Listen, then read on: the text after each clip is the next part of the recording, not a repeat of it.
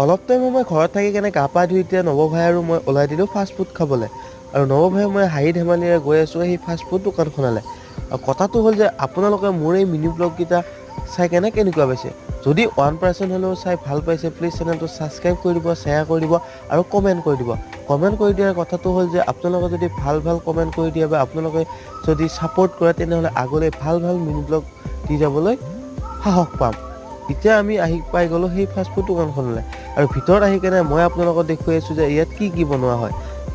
Fast food বুলি ক'লে চিঙিৰাই হওক বা বেক চপে হওক, চাওমিনে হওক, সকলোবিলাক বনাই ইয়াত। আৰু এইবিলাক খাই আজি মিনি ব্লগটো মই ইয়াতে সামৰিব ওলাইছোঁ। যদি আপোনালোকে ইউটিউব চেনেলত মোৰ এই মিনি ব্লগকেইটা চাই আছে তেতিয়াহ'লে ইনষ্টা আৰু ফেচবুক একাউণ্টতো গৈ কেনে চাব বুলি আশা ৰাখিছোঁ। আপোনালোকে যদি ফেচবুকত মোৰ এই মিনি ব্লগকেইটা চাব বিচাৰে বিকাশ ব্লগাৰ বুলি মাৰিব পাৰে আৰু ইনষ্টাত যদি চাব পাৰে বিকাশ ব্লগাৰ বুলিয়েই মাৰিব পাৰে।